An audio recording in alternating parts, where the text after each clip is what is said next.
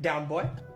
Let's start with the card that's been one of the least used in Clash Royale for years, the Barbarian Hut. Every few months, there's that one video titled Barbarian Hut is actually good now, but I mean, it never is. The closest it's ever come to being decent was back in early 2016 when nobody really knew how to play the game yet. Supercell's tried a few things to bring it back, but the last major change came in October of 2022.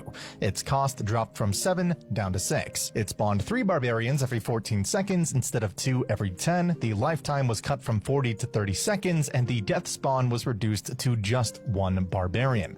On paper, that rework sounded like it might fix things. Faster waves, more barbarians overall, and cheaper to play, but in practice, it just didn't matter. The meta had already shifted way too far. The game was faster, cheaper, Dude, but what if they made it 5 elixir? Would it be too good then? way more about tempo. A 6 elixir building that takes a half minute to do anything meaningful doesn't stand a chance when everyone's cycling cannons and Teslas every 10 seconds. And that's really the core issue. Barbarian Hut just can't keep up. The barbarians themselves aren't strong enough to justify its cost. They die to almost every splash card in the game, they're too slow to pressure, and they don't trade well on defense anymore. So a building that spawns less effective barbarians slower and for more elixir is doomed from the start. You can get equal or better defensive value from cheaper options like Cannon or Goblin Cage, and those don't completely kill your tempo. A possible fix would be an evolution, maybe one that spawns evolved barbarians or maybe elite barbarians. That could instantly make it scarier. That sounds like a horrible idea. And it'd at least feel rewarding to play.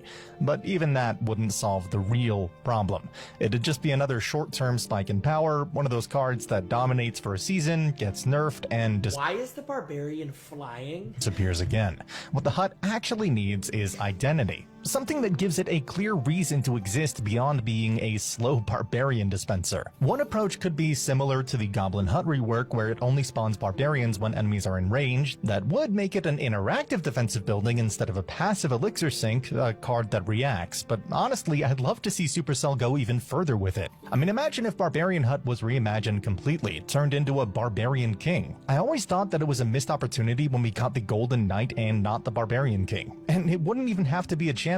It could be a melee troop that spawns barbarians over time, or one that calls them in after he's been out of combat for a few seconds, kind of like the evolved Royal Ghost. And it would make sense because he's also able to spawn barbarians in Clash of Clans. And yeah, that might sound wild, but it's not totally out of reach. The Furnace literally turned into a troop too, so there's already precedent for buildings transforming into units. The only tricky part is naming. Barbarian King doesn't exactly sound like a hut, so maybe they'll do what they did with the heal spell and change the name.